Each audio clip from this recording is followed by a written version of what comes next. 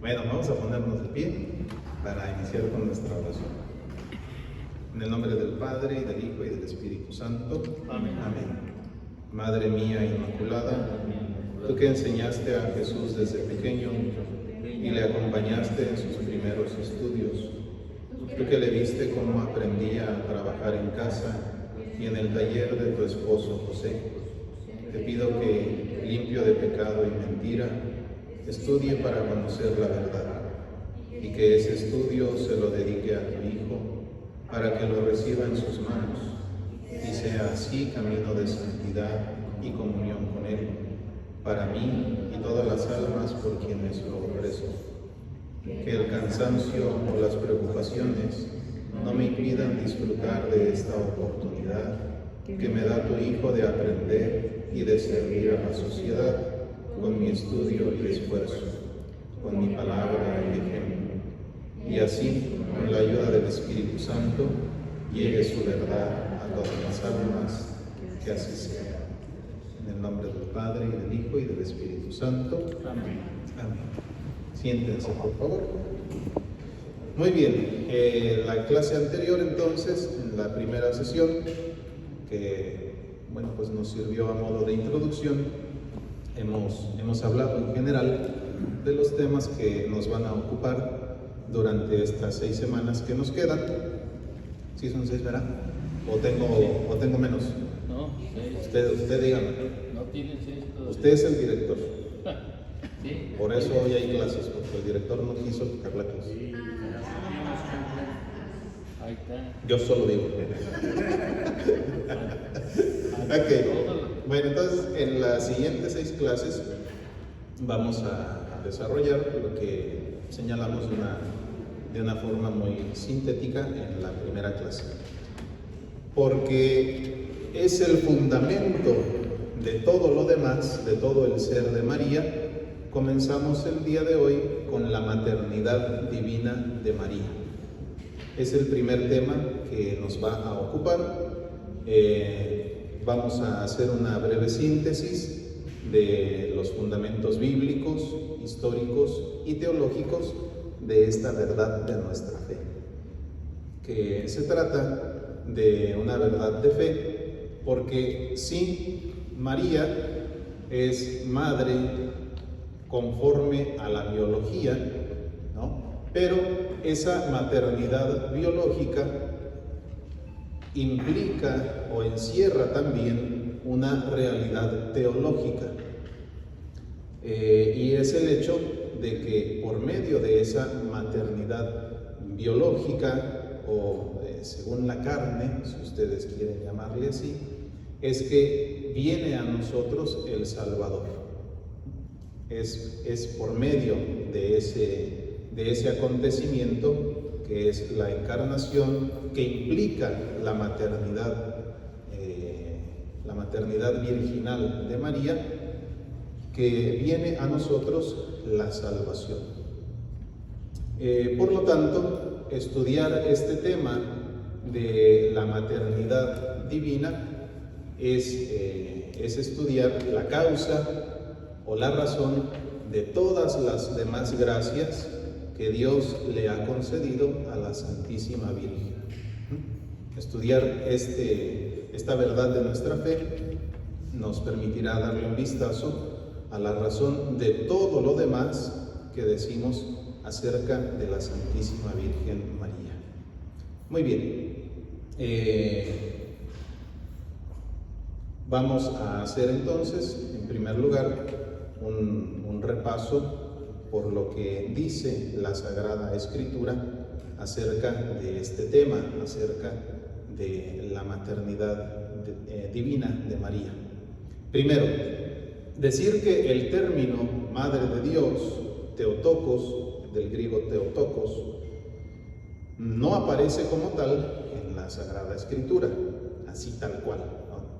Pero sucede como sucede con algunas otras verdades de nuestra fe. El ejemplo clásico es el ejemplo de la palabra Trinidad. La palabra Trinidad tampoco aparece en ningún lado en el Nuevo Testamento, así tal cual, la palabra Trinidad, ¿no? Pero sí hay los elementos suficientes en el Nuevo Testamento y después, a la luz del Nuevo Testamento, también en el Antiguo Testamento para hablar de la Trinidad. Bueno, lo mismo sucede con este título que se le da a la Virgen y con esta verdad de fe. No aparece como tal en la Biblia. En ningún lugar se le llama literalmente a María Madre de Dios. Pero sí encontramos los elementos que nos permiten hacer esa afirmación de fe. Bueno, entonces en la Sagrada Escritura lo vamos a encontrar, pero de manera implícita. No todo debe estar explícitamente formulado en la Sagrada Escritura para que lo consideremos una verdad de fe. Algunas cosas las encontraremos de forma implícita. Bien, entonces, en primer lugar, la que parece ser la cita más antigua que hace referencia a María, tenemos Gálatas 4:4, donde San Pablo afirma de Cristo que ha nacido de mujer.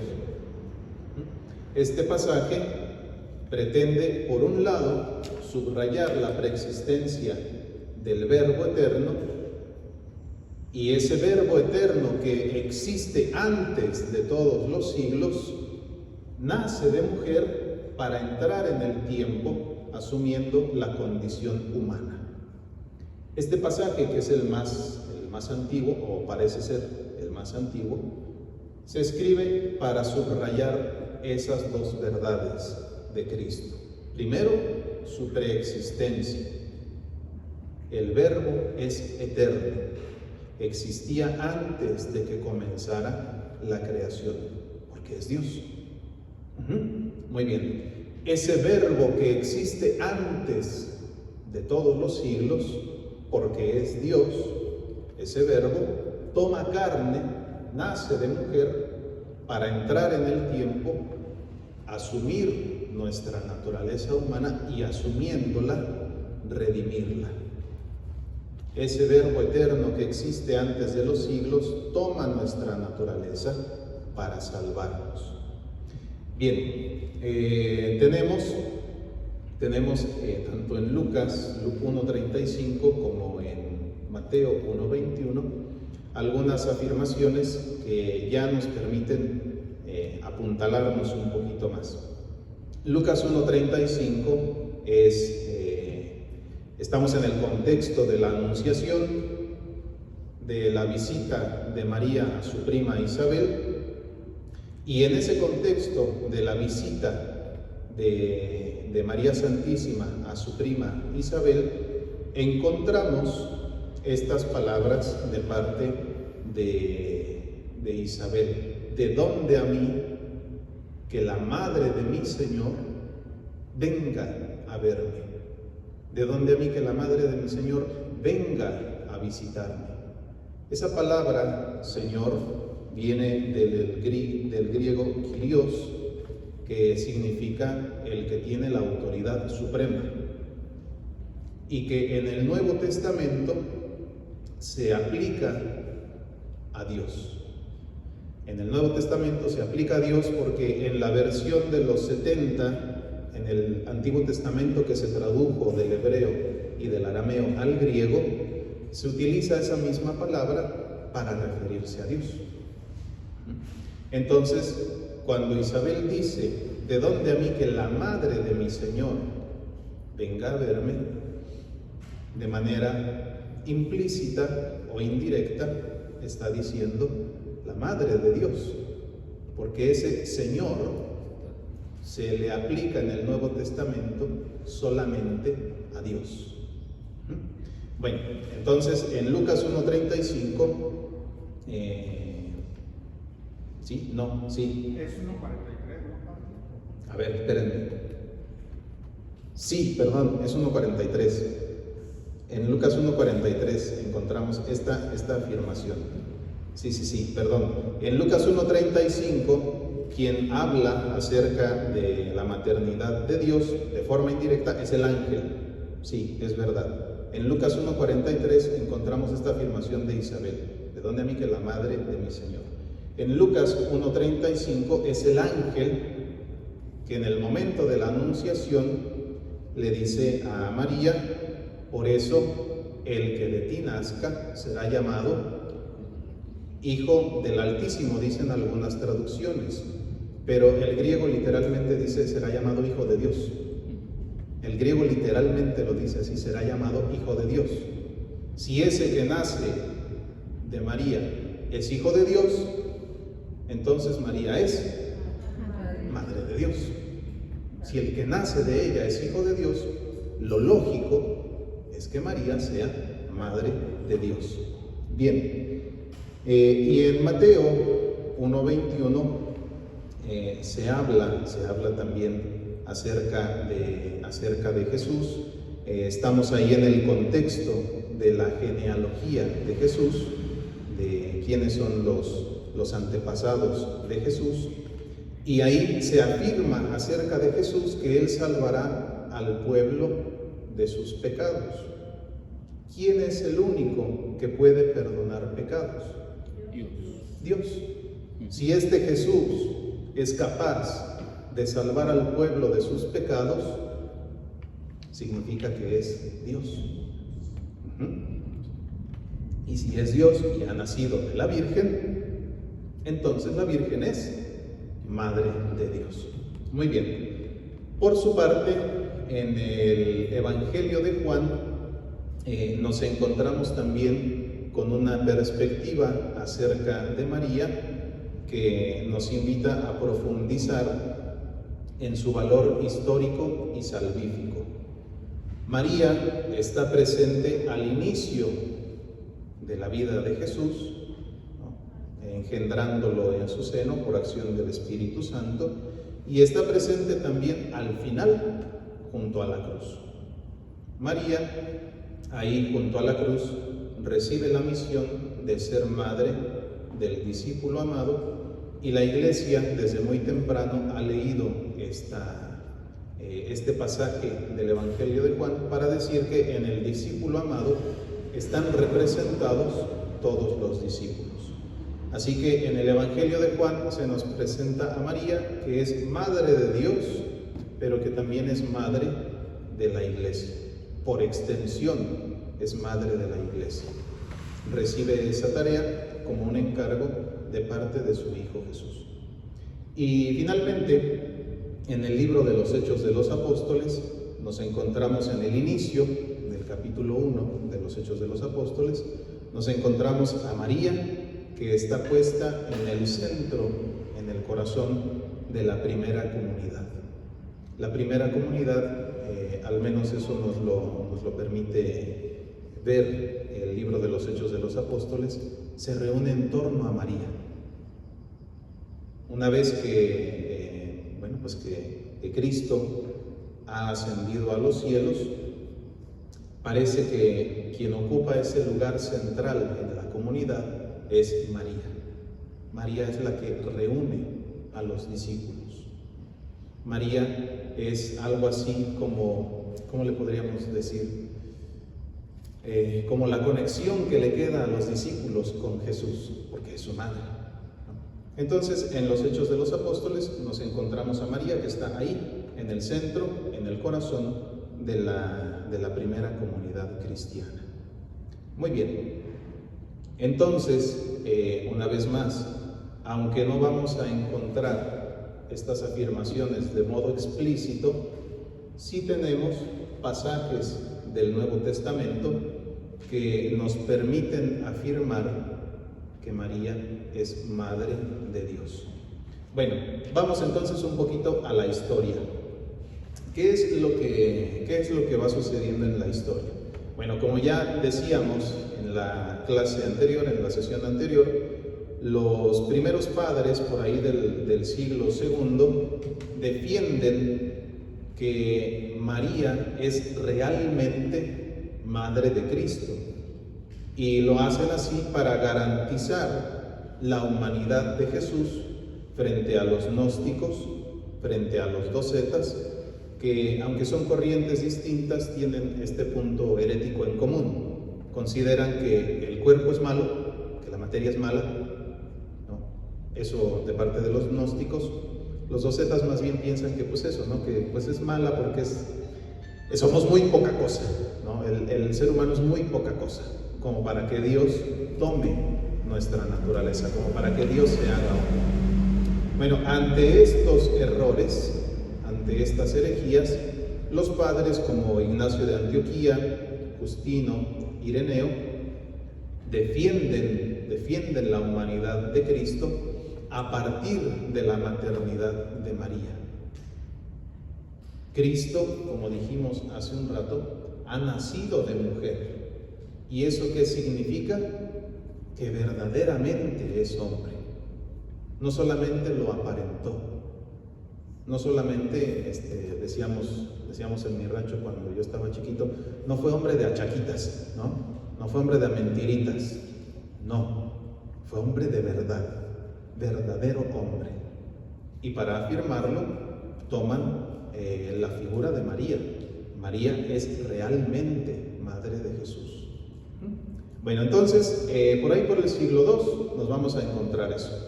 Para defender la verdadera humanidad de Cristo, recurren a la maternidad real. Por ahí del siglo III y del siglo IV comienza a utilizarse en la piedad de los creyentes, en la piedad de los cristianos, este título de Theotokos, Madre de Dios. Y aparece en esa oración que ya señalábamos en la sesión anterior, en la oración que es la más antigua que se ha registrado, dirigida a la Santísima Virgen María. Bajo tu amparo nos acogemos, Santa Madre de Dios. Bajo tu amparo nos acogemos, Santa Madre de Dios. Ya por ahí, por el siglo III, entonces, entre el siglo III y IV, nos encontramos al pueblo cristiano que llama Madre de Dios a la Santísima Virgen. Bien, después, en el año 381, en el concilio de Constantinopla, se retoma la fe de Nicea, la fe del concilio de Nicea, que se celebra en el 325, y se retoma para ponerle un alto definitivo al error de Arrio. Arrio, ya lo hemos platicado creo en alguna ocasión, o en otras clases, o en las homilías. Arrio es un sacerdote que, bueno, pues básicamente el razonamiento que él hace es: lo propio de Dios es ser ingenerado, ser origen sin origen. Eso es lo propio de Dios, no haber recibido el ser de nadie, sino que Él es la fuente de todo el ser, de toda la existencia. Si Cristo es Hijo de Dios, es generado, ya no es ingenerado, dice Arrio. Ya recibió el origen de alguien. Y si recibió el origen de alguien, entonces no es Dios. Ese es el razonamiento de Arrio, ¿no? Personajes como Atanasio y como Basilio enfrentan esta herejía diciéndole que eso no es lo propio de Dios. En todo caso, eso es lo propio del Padre eterno, ser origen sin origen. Pero eso no significa que necesariamente las tres personas divinas tienen que ser ingeneradas. Y bueno, se desarrolla ahí toda una discusión bastante interesante, filosófica y teológica, que ahora no es lo que nos ocupa, pero traigo esto a colación porque el error de Arrio es negar la divinidad de Cristo. Arrio dice: Cristo no es Dios. Si la Biblia lo llama Dios, solamente lo hace de modo impropio, dice Arrio, pero no es Dios. Bueno, desde Nicea, en el 325, y continuando en Constantinopla, en el 381, lo que afirman los obispos es que Cristo es Dios de Dios, luz de luz, Dios verdadero de Dios verdadero, engendrado, no creado, misma naturaleza del Padre. ¿A qué le suena eso? Al credo que rezamos todos los domingos. Desde el siglo IV viene esta fe. Y se escribió precisamente para señalar el error de Arrio y ponerle un alto. Bueno, en esa misma confesión de fe decimos que ese Hijo, que es Dios de Dios, luz de luz, Dios verdadero de Dios verdadero, ese Hijo se hizo hombre por obra del Espíritu Santo. Y nació de María Virgen. Ese mismo que es Dios se hizo hombre, y se hizo hombre en el seno de la Virgen María. Por lo tanto, aunque sea también de una forma indirecta, cada domingo recordamos que María es Madre de Dios. En el credo, aunque sea de forma implícita, estamos recordando que efectivamente María es Madre de Dios. ¿Por qué? Porque esa persona que nació de ella es personalmente Dios. Es Dios de Dios, luz de luz, Dios verdadero de Dios verdadero. Muy bien, bueno, entonces por ahí, por el 381, se retoma aquello que ya se había dicho en Nicea y se declara con firmeza, se declara de manera definitiva para ser creído por toda la Iglesia. Luego, en el concilio de Éfeso, ese no apareció aquí. Nunca confíen completamente en la inteligencia artificial, muchachos. Aquí debería ir el concilio de Éfeso, y eso que la reviso, ¿Qué año? 431. El concilio de Éfeso, que se celebra en el 431, se celebra para luchar contra el error de Nestorio. Nestorio pensaba más o menos como los docetas, ¿no? Un poquito en ese sentido. Pensaba que, bueno, que no es posible que Dios asuma completamente nuestra naturaleza humana. Entonces él decía, más bien lo que sucedió es que en la persona de Cristo convivía Dios y el hombre, ¿no? Pero como dos personas distintas que están ahí unidas en un solo cuerpo. Eso es lo que proponía Nestorio. No hay una verdadera unión entre humanidad y divinidad. Eso es lo que pensaba Nestorio. Hay una unión, pero más bien como accidental, no verdaderamente, hasta lo más íntimo, digamos. Bueno, en el concilio de Éfeso se dice, no, andas mal. No es así la cosa. La persona del Verbo eterno asume nuestra naturaleza humana. En la persona del Verbo se unen la divinidad y la humanidad. Porque en la persona del Verbo se une la humanidad y la divinidad, y nace esa persona, nace de la Santísima Virgen María. Lo correcto es llamarla Theotokos, Madre de Dios. Es Madre de Dios. Bueno, creo que eso lo vamos a decir después. Sí, eso lo vamos a decir después. Ahora baste con eso. En el 431, frente al error de Nestorio, la Iglesia define que María es Madre de Dios. Lo define dogmáticamente. Madre de Dios en el sentido de que la persona que nace de ella es una persona divina. ¿Sí? A esa persona divina asume nuestra naturaleza humana para salvarnos. Bien, luego en el concilio de Calcedonia se vuelve a afirmar la doble naturaleza de Cristo. Cristo es engendrado por el Padre en la eternidad. Y en cuanto engendrado por el Padre, es Dios.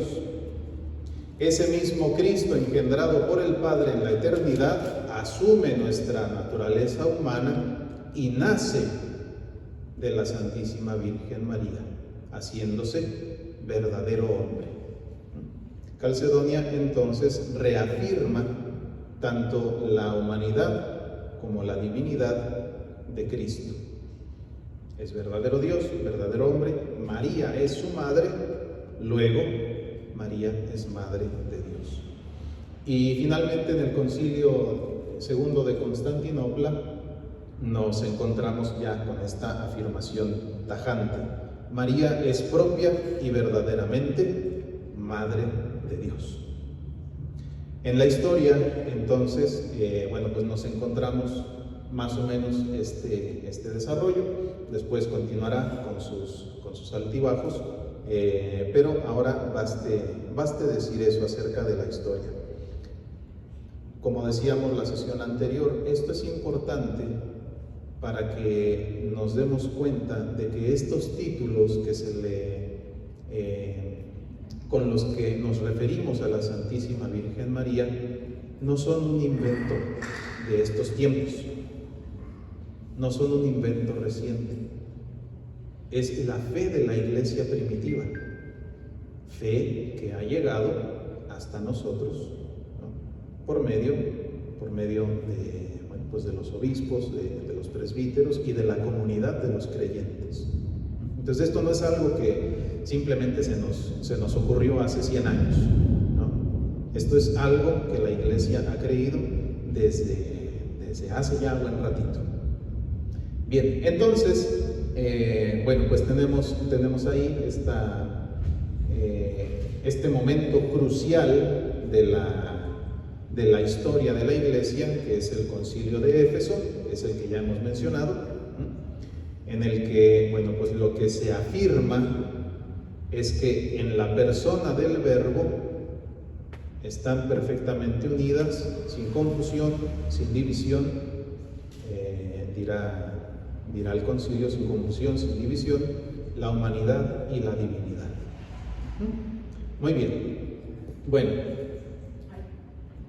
¿Qué pasó? Ya regresó. Esto lo tienen ahí en el grupo de WhatsApp, ¿eh? Sí. Ahí está.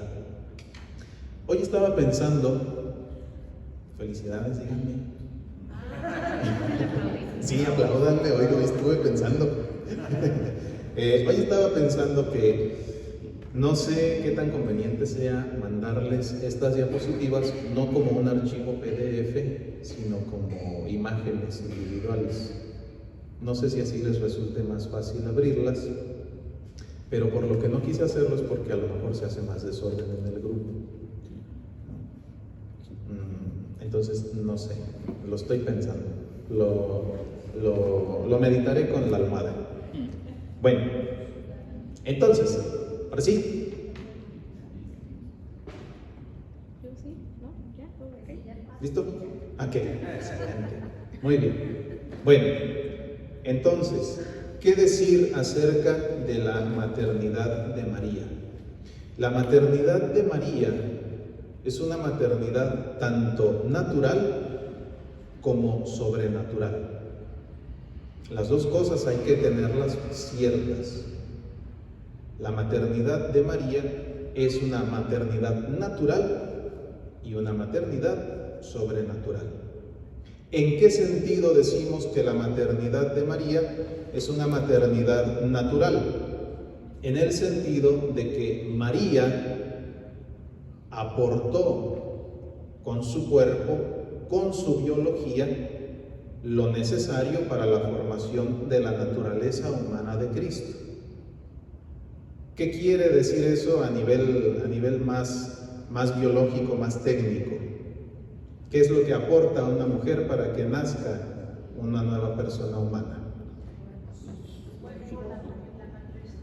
Un óvulo fértil, un óvulo fecundo. Eso aporta la Santísima Virgen María de forma natural. ¿Sí? Algunos creen. Esa ya es una discusión más de la teología, ¿no? O sea, hay opiniones teológicas al respecto de si sufrió o no dolores de parto. Lo que señala la teología más clásica es que el dolor de parto, ¿de dónde viene? El pecado. Es castigo del antiguo pecado. María es concebida sin pecado. Y tanto por la gracia como por su esfuerzo personal, María se mantiene también sin pecado personal a lo largo de su vida. Luego entonces, dicen los teólogos más clásicos, no sufrió dolor de parto. ¿Por qué? Porque el dolor de parto es consecuencia del pecado. Si ella ha sido concebida sin el pecado original, entonces dio a luz sin dolor. Bueno, pero por lo demás se trata de una maternidad, como decíamos, de una maternidad natural. No es como algunos piensan, porque algunos piensan que es así, sobre todo entre nuestros hermanos protestantes, que en el momento en el que María dice sí, lo que hace el Espíritu Santo es que aparece el embrión, ¿no?, de la nada en el vientre de la Santísima Virgen. No es así. No es así como sucede. No es como que ahí apareció de la nada. María aporta con su cuerpo lo que toda mujer aporta para la concepción de un nuevo ser humano. Ahora, el asunto está en que por obra del Espíritu Santo, como una acción creadora, ahí sí, partiendo de esa materia que la Virgen María pone con su biología, ahí es donde se da la acción del Espíritu Santo, pero no como suplencia de varón. ¿Qué quiere decir esto? Otra vez, no quiere decir que el Espíritu Santo hizo aparecer en el seno de la Virgen María un espermatozoide divino. No, tampoco funciona así. A partir de ese material genético que aporta el cuerpo de la Santísima Virgen María, a partir de ahí actúa el Espíritu Santo. Muy bien, entonces, en ese sentido, la maternidad de María es una maternidad natural, porque ella ha aportado, como hace toda mujer, lo que a ella le toca aportar desde su biología, un óvulo, para que se dé la encarnación. En ese óvulo actúa el Espíritu Santo para que sin concurso de varón se geste una nueva vida. ¿De acuerdo? Bueno, entonces en ese sentido la maternidad de María es una maternidad natural. Ella aporta con su cuerpo lo que toda mujer aporta para ser mamá. Ahora bien, también hay una maternidad sobrenatural, que es lo que ya hemos dicho. Una maternidad sobrenatural, primero, en cuanto al modo. ¿Cómo se da la maternidad de María? De forma milagrosa. Se da una acción directa de parte de Dios, ¿sí?, que tiene, ya hemos dicho, como base la biología de María. Y en esa biología de María se realiza un milagro. Entonces el modo es milagroso.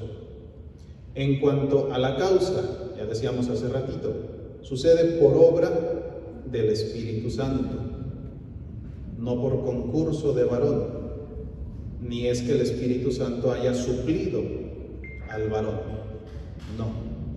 No, lo que sucede ahí es una acción directa del Espíritu Santo sobre el óvulo de María.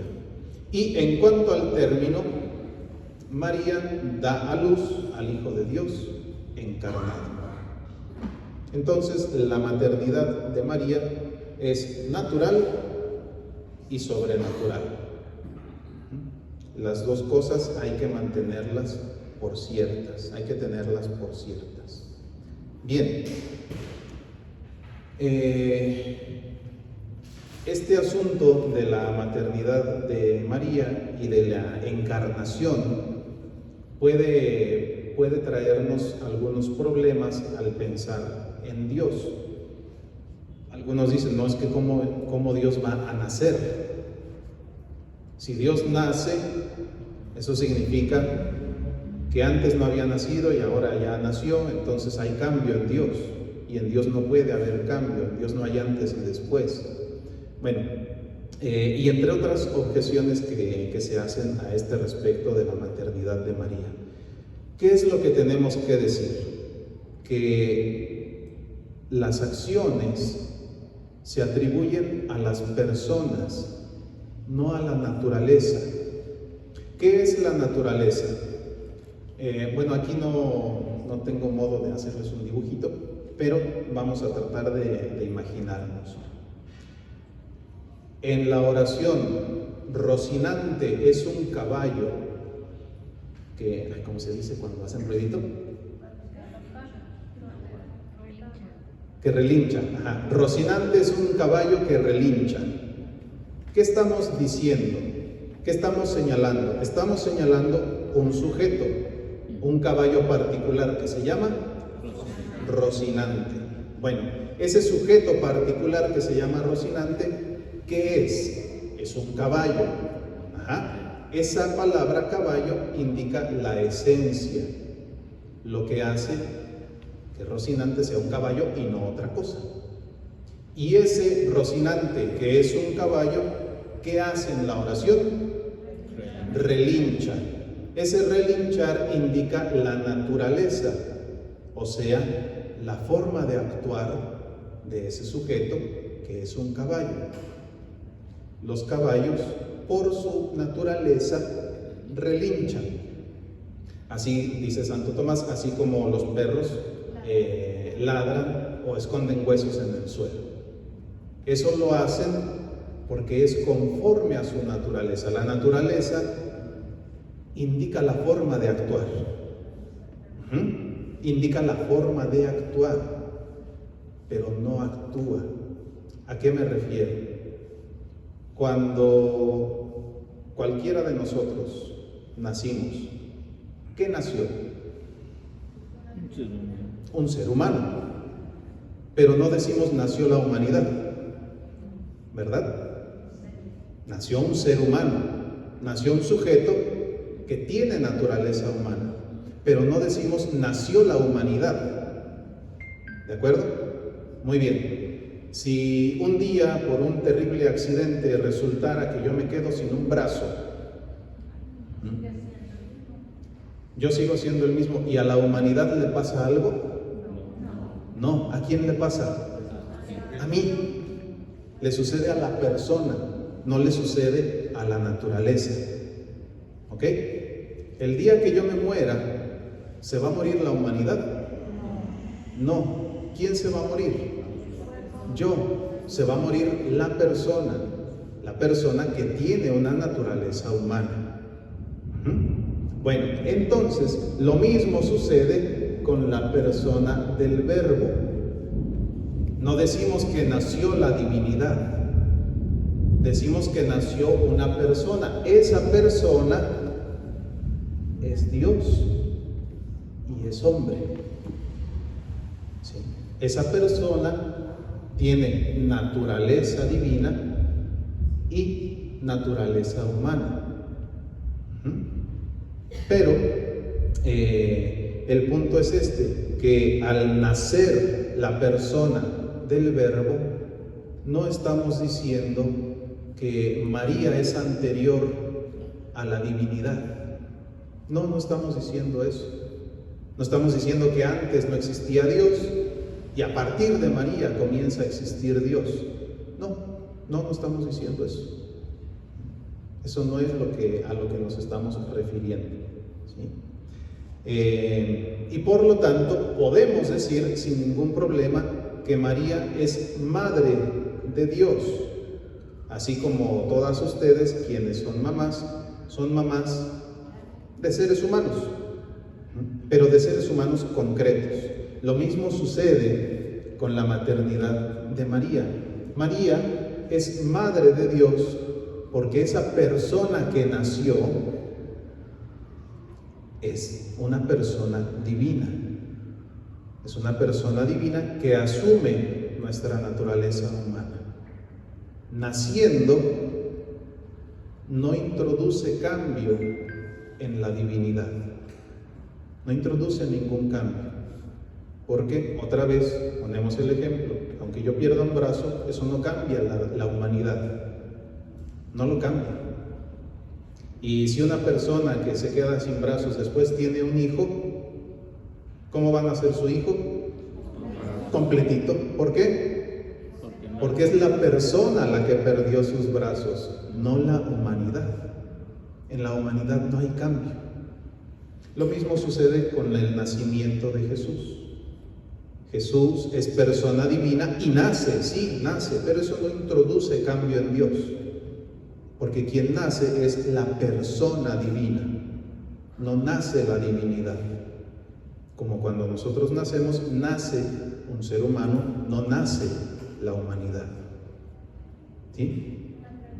Muy bien, sí. La persona sería como Jesús y del verbo es porque es hijo de Dios. Es la palabra de Dios que lo envió. La expresión que se utiliza para referirnos a este misterio es que hablamos de la persona del verbo encarnado. Esa persona es una persona divina que ha asumido nuestra naturaleza humana. En cuanto Dios, no tiene principio ni fin. En cuanto hombre, nace de la Virgen María. Sí, a veces se quiere hacer como esta distinción, ¿no? Si decimos Jesús, estamos hablando del hombre. Si decimos Cristo, estamos hablando de Dios. No, es que es el mismo. Es el mismo. Es verdadero Dios y verdadero hombre. Y cuando se dice Jesucristo está completo. Bueno, es más bien otra forma de referirse a Él. Pero a lo que voy es que no es que le decimos Jesús si nos estamos refiriendo a su humanidad, y Cristo si nos referimos a su divinidad. Sea que digamos Jesús, sea que digamos Cristo, sea que digamos el Verbo encarnado, nos estamos refiriendo a la misma persona. Como a mí me pueden decir Salvador, Chava, los italianos me dicen Totó, ¿no? Pero es el mismo, son las mismas características.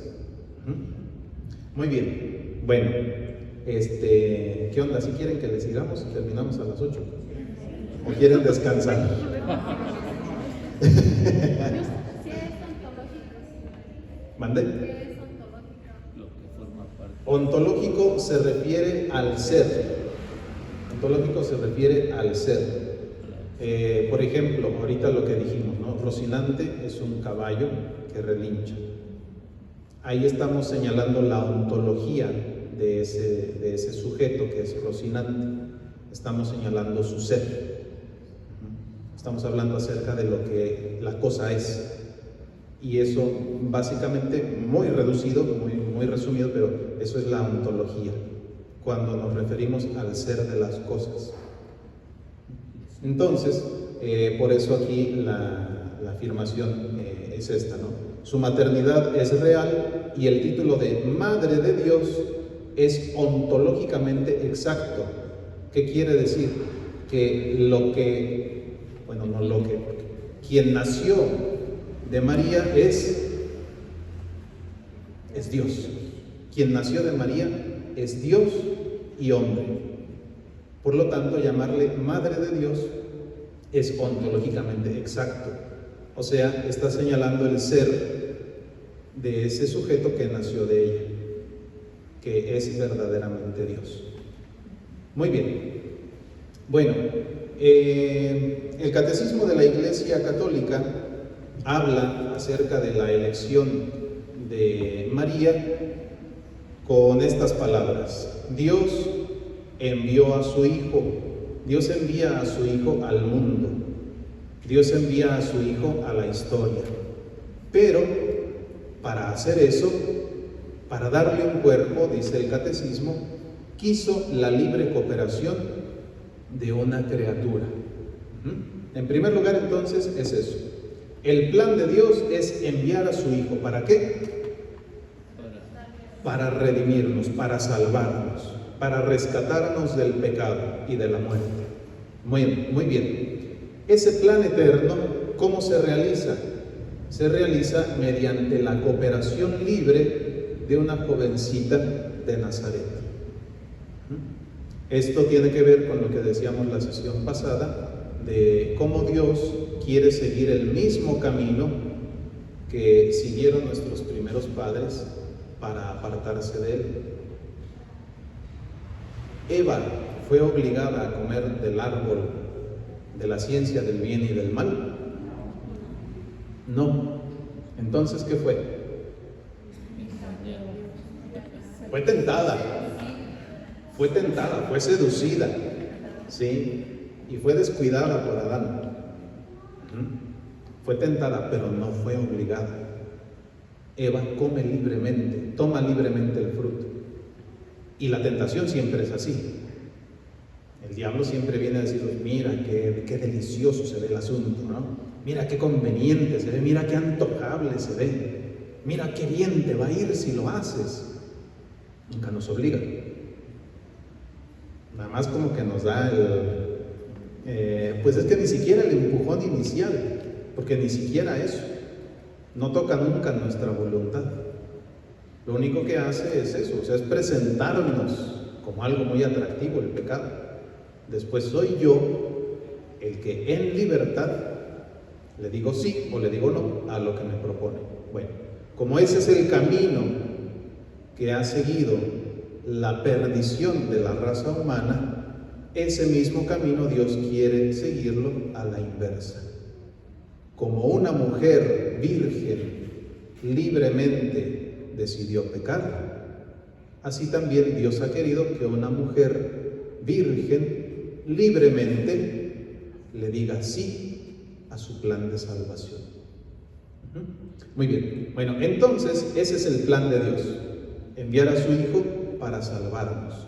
Pero, como decíamos hace ratito, como no sucede en el vientre de la Virgen, que de repente sale ahí un embrión de la nada, Dios tampoco ha querido que de la nada, un día por ahí entre las calles apareciera su Hijo Jesús ya crecido de 30 años para empezar a predicar.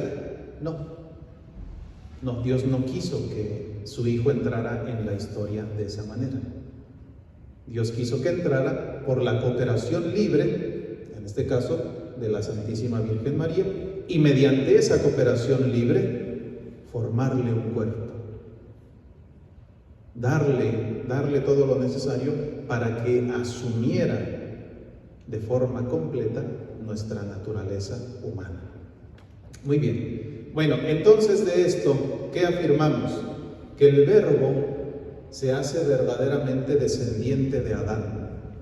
El Verbo eterno se hace de verdad nuestro hermano.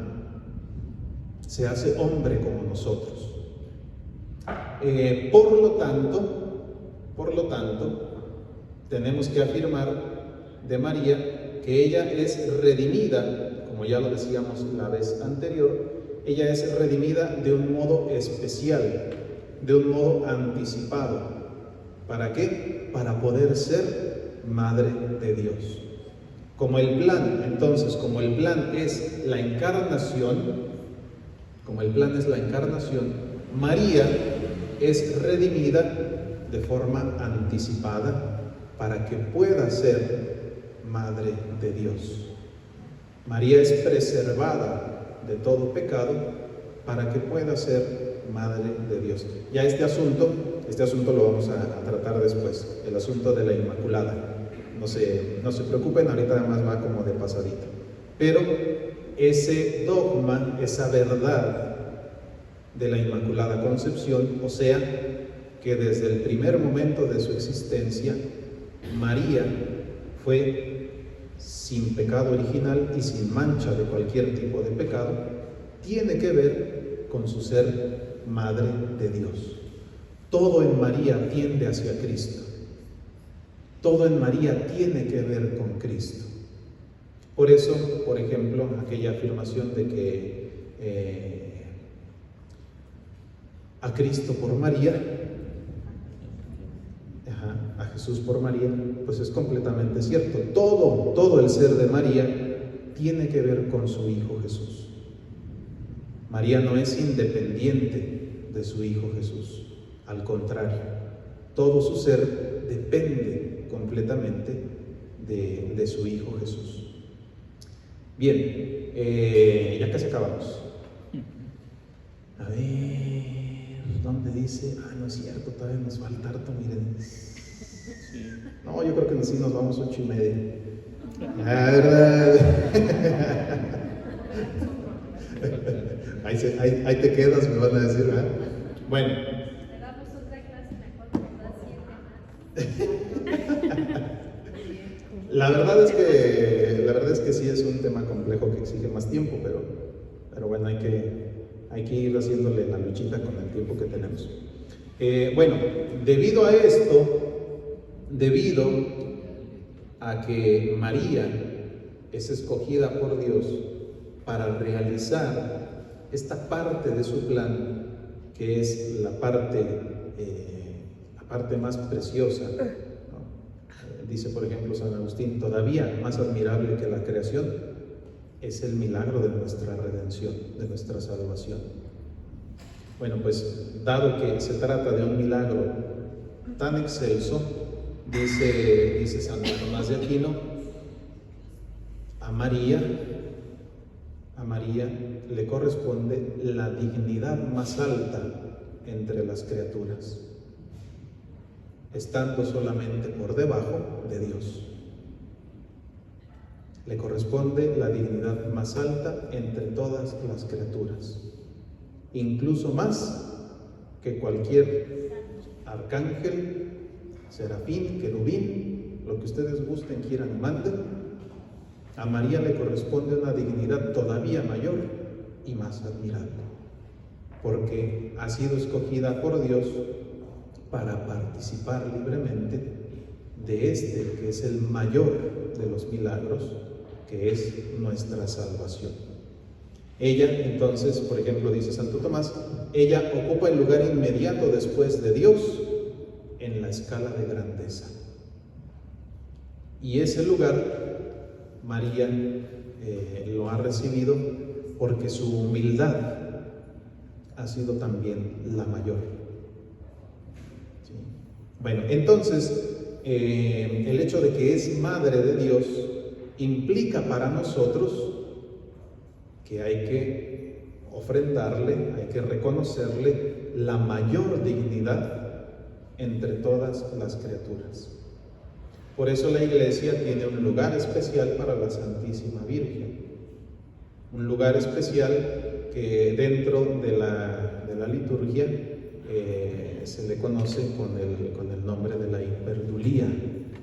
Se trata de una veneración especial a la Santísima Virgen que no se le rinde a ningún otro santo, a ningún otro. Y se le rinde ese grado especial de veneración, que no es adoración, es veneración, precisamente porque ella ha ocupado un lugar completamente único en el plan de la salvación. El Concilio Vaticano II nos invita a que contemplemos esta realidad resaltando su relación con cada una de las personas de la Trinidad. María, dice el Concilio Vaticano II, en la Lumen Gentium, en el numeral 53, María es hija predilecta del Padre, es madre del Hijo de Dios y es sagrario del Espíritu Santo. Ella tiene una relación completamente única con cada una de las personas divinas. Esta expresión entonces sirve también para eso, para resaltar su eminente dignidad. Porque bueno, en la Santísima Virgen María ha sucedido algo que en nadie más ha sucedido ni sucederá. Dios se ha hecho hombre. En nadie más ha sucedido y en nadie más va a suceder. Sí, dice San Agustín, todos podemos y debemos como cristianos engendrar a Cristo en nuestro corazón por la fe. Sí, eso es cierto. María también lo hace. Pero a partir de esa fe de María, en ella En ella se da el milagro de la encarnación, cosa que no sucede en nosotros. Solamente ha sucedido en ella, solamente sucederá en ella. Entonces, María tiene una relación completamente especial con la Trinidad. Todos somos hijos de Dios, sí, María es la hija predilecta. Padre, ¿pero qué Dios no nos ama a todos? Claro que sí, claro que sí. Y a cada uno conforme a cada uno. Y a la Santísima Virgen María le ama de un modo que corresponde a su humildad, a su obediencia, a su disponibilidad. Bien, es madre del Hijo de Dios, repito, como nadie lo ha sido antes ni lo será después. Solamente de ella se puede afirmar con toda propiedad que es madre de Dios. Y es sagrario del Espíritu Santo. La acción del Espíritu Santo en la Santísima Virgen María pues ha alcanzado su plenitud, cosa que esperamos que también suceda en nosotros, pero que al menos de momento todavía no sucede, al menos en mí no. Y ya cada quien sabrá, al menos ya cada quien sabrá qué tanto sí o qué tanto no. Pero al menos en mi caso todavía falta mucho para que el Espíritu Santo pueda decir, ese es mi sagrario. En la Santísima Virgen María ha sucedido y ha sucedido de manera perfecta. Muy bien, bueno, ya para terminar, que nos queda un monito nada más. Con los hermanos protestantes sucede una cosa bien curiosa. Los padres reformadores, los padres de la Reforma, entiéndase Lutero, Ya vamos, ese ya es signo de que ya estaba pensando en el partido, ¿verdad? A ver, díganme qué dice. Repetimos. Lutero, Calvino, al menos ellos dos, pensemos en ellos dos de momento.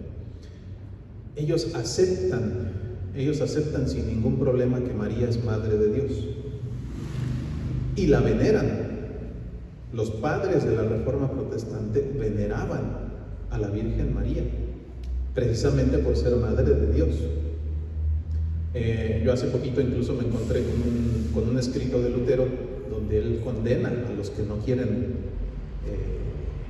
creer que María es Madre de Dios. O sea, literalmente los maldice, ¿no?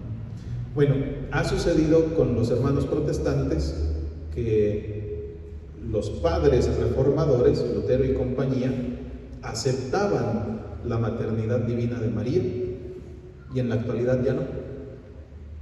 En la actualidad casi ningún protestante está dispuesto a aceptar que María es Madre de Dios.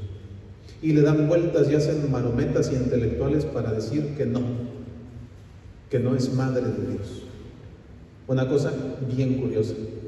Y claro, por ejemplo, en ese punto en particular, cuando les dices, oye, pero Lutero sí creía en la maternidad divina de María, dicen, no, bueno, pero ese era Lutero, yo creo otra cosa. En la actualidad entonces tenemos ese asunto, por ejemplo, con el protestantismo. Ellos en la actualidad niegan la maternidad divina de María. En algunos círculos protestantes también se están dando algunas corrientes que niegan la divinidad de Cristo. Por lo tanto, niegan la maternidad divina de María. En algunas corrientes protestantes también se está dando este fenómeno de que ellos dicen, no, Jesús, Cristo, era un hombre dotado con una gracia especial, pero nada más. No es Dios, ¿no? Entonces también está sucediendo eso. Entre esas posturas que hoy nos podemos encontrar, es bueno que sigamos lo que nos enseña el Concilio Vaticano II. María es generosa colaboradora y humilde esclava. María es generosa colaboradora y humilde esclava. Por lo tanto, cuando nosotros veneramos a la Santísima Virgen María, no la estamos erigiendo en un ídolo, No la estamos poniendo en el lugar de Dios, no, al contrario, estamos reconociendo que todo lo que ella ha recibido, lo ha recibido de Dios y lo ha recibido en vistas a ser madre del Verbo eterno. Y eso es lo que nos invita el Concilio Vaticano II a que tengamos siempre claro. María colabora libremente con el misterio de nuestra redención, y lo hace siendo humilde sierva, humilde esclava del Señor. Y esto vale la pena que lo tengamos en cuenta, porque bueno, también hay algunos círculos, sobre todo entre los protestantes, gracias a Dios eso me parece que no sucede entre el pueblo católico, que bueno, pues niegan la responsabilidad humana. ¿No? Ellos dicen, Dios hace todo, las obras no sirven de nada, ¿no? Entonces Dios que lo haga todo, yo nomás le digo que sí a Dios y eso. En realidad no es así. María colabora en la historia de la salvación y lo hace de manera libre. María pone lo que le toca poner a ella, y también en nosotros eso sucede. Cada uno de nosotros estamos llamados a poner lo que está de nuestra parte para que la salvación, que ya es una realidad, llegue a nuestra propia persona. Muy bien. Bueno, pues entonces, resumen, María es verdaderamente Madre de Dios. No en el sentido de que ella haya existido antes que Dios. No. María es Madre de Dios en el sentido de que quien ha nacido de ella es una persona divina que ha asumido nuestra naturaleza humana. De ella ha nacido una persona que es verdadero Dios y verdadero hombre. Por lo tanto, podemos afirmar sin ningún miedo que María es Madre de Dios. Y ya hemos visto que tanto en la Escritura como en la historia encontramos justificación suficiente para este título que se le rinde a nuestra Madre Celestial, y del cual brota todo lo demás que iremos estudiando en las sesiones que nos quedan. Muy bien, bueno, pues si no hay más que decir, a las 8 en su sofá estén, mejor antes que después, para ver a la selección. Gracias por su atención, que tengan buen regreso a sus hogares y pasen buena noche. Que Dios les bendiga. Les doy la bendición. El Señor esté con ustedes. La bendición de Dios Todopoderoso, Padre, Hijo y Espíritu Santo, descienda sobre ustedes y permanezca siempre. Amén. Que Dios les bendiga. Buenas noches.